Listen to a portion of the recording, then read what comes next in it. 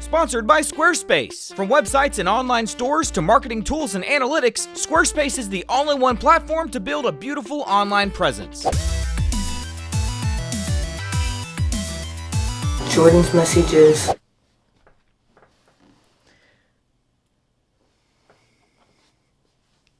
Did you see my poison ivy, Josh? Oh. Look at that. Look at this. I also have it on this arm. You can't even see it. Just forget it. It hurts. Just like all of you are hurting. Like my arm. This intro is terrible. Let's get to the messages. Hey, Jordan and Josh. Some of my family friends have a family of several girls. In the past, I've been in a relationship of sorts with the oldest of sorts. That ended a while back, and in my distress, I made some poor choices when it came to relationships of any type. However, about 2 years after this, I've reconnected and now have great relationships with the whole family. The problem, however, is that I have a crush on the second sister. For all that I can tell, the first sister from my older relationship has a crush on me. I can't tell if she ever stopped liking me or if this is a new thing since I've been working so hard on self-improvement. But regardless, this is a pretty big problem. I like the second sister for various reasons that you don't need in order to understand my problem. But I don't want to hurt the older sister's feelings, assuming she has any. It could also be awkward between me and the second sister, given that I did a relationship with the older sister. Oh, great, was and then a bunch of malarkey or something, whatever they say. Okay. It's quite a problem, Josh. What I would do is a simple thing, Josh. What you do is you walk into a room, and if you want to know who likes you more, the second sister or the older sister, you walk into the room and you just say, I've been meaning to tell you this for a long time. I like you. And they don't know which one you're talking about. Whichever one looks happier, that's who you pursue. Cause you seem like you're just a toss-up. It's like, oh, there's younger. I don't know which one. As long as I get one. As long as it's with somebody in the family, we're good. I like you. And don't make eye contact with either of them. Just say, I like you. And then open your eyes. And whichever one is making direct eye contact with you, like, thank you, God, that he said this. That is who you go with. And if it doesn't work out, it sounds like there are several other sisters. Yeah, I mean, I forget how many they said. But yeah, you've got other options. If that doesn't work and another one stands up, go with them. Dear Josh and Jordan. Wrong order. I hate my voice. My mom is always talking about how I talk in a deeper vocal fry voice. Oh, he's talking about like somebody who talks like this all the time. Well, let me think about it. Vocal fry is where you drop your... I know what it is. She is constantly correcting me, and I tried to comply to appease her. I didn't think it was that big of a deal until my voice teacher brought it up multiple times. Once I started looking for the vocal fry when I talk, I realized that I do it all the time. I've been trying to raise my speaking tone, but I just feel like I sound fake. I don't want people to be turned off, both friends and good Christian guys I like. I mean, it's a problem. By how I speak, but I don't know how to change. Do you know how I better myself in this way without sounding like a Disney princess? They warned those good Christian guys in youth group about the vocal fry. Hey, you see a girl who does vocal fry? You know what that means? I thought vocal fry was good for you. I thought that sustained your voice for a long time. Don't they do that when they're like when you're singing? You do like you're supposed to do that. No, that's like a short exercise. Yeah, it's a short exercise that she's implementing into a longer exercise. No, that's not good. Becoming a problem. Lifelong pursuit. Look, I'm gonna be honest with you. I talk in vocal fry sometimes. You know, if I'm feeling particularly philosophical, maybe I'll start speaking that way. It makes me sound cool.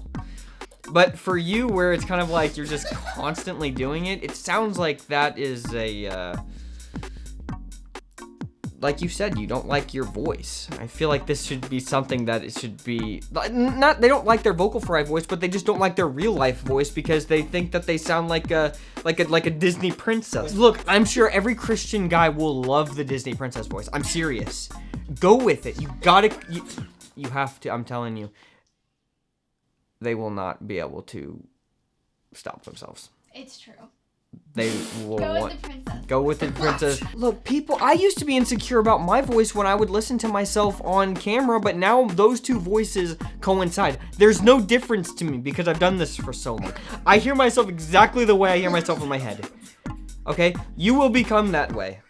I promise you, and you will think that you'll feel very normal, okay? Thank you, let's move on. Now, guys, I would like to personally thank you so much for making the messages way better with your shorter questions. Josh changed the messages page on our website to include a few guidelines for getting your messages on the show. And Josh says that you guys have done a really great job, so well done. Thank you, everyone. You know, it's so nice having a website that is so easy to use and edit when we need to make changes. It's just nice not having to be so stressed out about our website. And you know what? You need a website too, because everybody needs a website. Whether you want to start a blog, an online store, or maybe you just need a place to show off the things you create. You need to build a website with Squarespace. Squarespace makes it so easy to get started with professional templates that look amazing and are easy to use. Bottom line, you can have a website up and running in minutes when you build it with Squarespace. And Squarespace is an all-in-one platform, which means that they have everything you need to keep your site updated and looking awesome. You don't need other subscriptions once you start building with Squarespace. They have audio blocks which support podcasting, you can run your own email campaigns, and you can easily look at your site analytics too. Plus, all the content you post on your site, you own it. Squarespace helps us run our business, and they can help you too. If you want your own space on the web, do it with Squarespace. Head over to squarespace.com for a free trial, and then when you're ready to launch, go to our link, squarespace.com/cow, because there, you're going to get 10% off your first purchase of a website or domain. That's squarespace.com/cow. Now, let's get back to the messages. Jordan, a while back there was a message about a dude who didn't want to move in with his girlfriend, I remember it vividly. And he seemed like he was scared of breaking up though because she was his first GF. I thought that guy was really admirable for not wanting that, and low-key wished y'all had a way for people to connect over messages. Because I think a lot of people probably feel that when listening to these, a lot of these people are admirable and know the right things to do, and it honestly would have been cool to talk to that dude and encourage him. We have very different views of watching messages. When I'm reading messages, I feel like people don't know what to do. She's reading and they're like, wow, these people know what to do. How can we be watching the same show and have two completely different experiences? Have you ever thought of a way to connect people with other people who write messages? Like pair people up who write in? I have no bleeping idea. It was a Christian cuss word, but we don't say it here. How you would do that, which is why I'm officially giving you the idea. It was cool somehow if messengers would compare with. What do you think? I think it's a terrible idea. I'm not trying to be hard. Look, in a perfect world, sure, that'd be incredible. We've got to be the ones pairing these people up. That could go terribly wrong. We get sued. Messages is over. That's the one thing that would stop us, and I wouldn't even stop then. I would find a way. A court order can't even stop. No, I wouldn't stop. No, honestly, look, don't act like you're the first one to come up with this idea. I've been wanting to do this for years. I can't do it. It's a terrible idea. Let's move on. Why did you already do it? I do it. Patreon.com. That's patreon.com/Blimey Cow. Sarah finally got to why I even used the question. People get married on our Patreon all the time. It's not a dating website, but if you happen to find a true love, we can't stop that. So look, people are getting married every year that are patrons. Oh, this question's funny. I hope this question is good, Josh. I can only hope. Dear Jordan, help! I have a youth group girlfriend and we're turning into the late night after church people that you talk about all the time. They're aware. What can I say? We dated for around 5 wholesome months, and one night I was taking her home and we had a deep conversation in Vocal Fry in the parking lot. She was going through a lot and needed some physical affection. I know. How much? Nothing happened that night, but I kind of wanted it to. But respected her instead. She thanked me throughout the week for the cuddles and saying she wanted more and updated me on her situation. He said nothing happened, yet there were cuddles. In Christian world, that's everything. So I'm confused. We were more physical after that night, but a few weeks later, had our first kiss. It's all been going downhill since. And we both never thought we'd kiss anyone until after marriage. So this is extra weird to talk about. I really love her, but I don't want our relationship to be made of this. I'm pretty certain we're gonna stay together no matter what. So is this actually okay? And I'm making a big deal out of it. And if not, how do we stop and stay together and honor each other, but still have physical affection? Thanks for input, Ron. Wow. Look, I feel like this happens to pretty much everybody. So, I don't know, man. I've seen it once, I've seen it 100,000 times. Look, people have these lofty goals, all right? And if you can do it, it's incredible, all right? First kiss wedding, okay? We've seen where that leads on TLC. The first kiss is pretty horrifying. It is, Josh. I've seen those clips. I would rather you not have a first kiss wedding instead of going to your wedding and seeing that. It's true. Don't subject people to that. Don't, if you're gonna do it, look. If you're going to do a first kiss, again, great. If you do, that's amazing, incredible. Okay, more power to you. If you can do it, I would suggest, and Sarah, would you agree?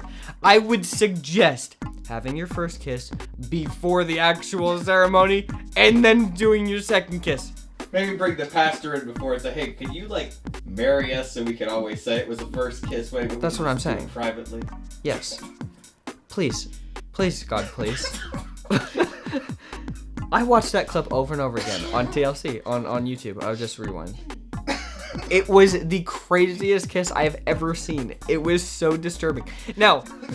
Oh my goodness, it was. I just realized. I remember exactly what they looked like in my mind, and I wish I couldn't. The question that you have asked me, though, I would look. Okay, how do you get over this? All right, this is something that happened. Okay, if you want to stop and you don't want the entire relationship to be not about kissing. Once you open up the can of worms, it's kind of hard to put it back, all right? So I'm not saying it's impossible, but... I think what you're saying is don't make the kiss a slippery slope. Set up some boundaries. Realistic boundaries. Thank you. Make it a nice little plane. Make it nice plain. little flat A plane. plain, nice little path to marriage, you know? We're not tumbling down the hill. That's right. Nobody's a bad person here, okay? I don't want you to sit here and think, oh my word, I'm like, how did I let this happen? It was like, this turned into cuddles, and now we're kissing every once in a blue moon. Look, you're not a bad person. When you start thinking that you're a bad person, that's when you could start going downhill quick. So, look, know that, and you guys just establish some boundaries, follow them, and you'll be fine. Okay? But don't worry about the first kiss wedding thing. Look, if there's some people out there that want one, that's fine. But if you do, please kiss right before, so I don't have to be subjected to it. Thank you. Or at least get a nice, sweet deal from TLC. Get a sweet, nice deal from TLC, then I will be subjected to it, if I can get a part of the profit. My refrigerator broke this week. Your life fell apart this week. My refrigerator leaked all over the floor. You know what I did? I opened up the back, figured out what the problem was, like I just did for you. Opened up the back of your problem, figured out what the problem was, and you know what I'm gonna do with my refrigerator? Throw it away. But I will never do that to you. Never. I would never do it.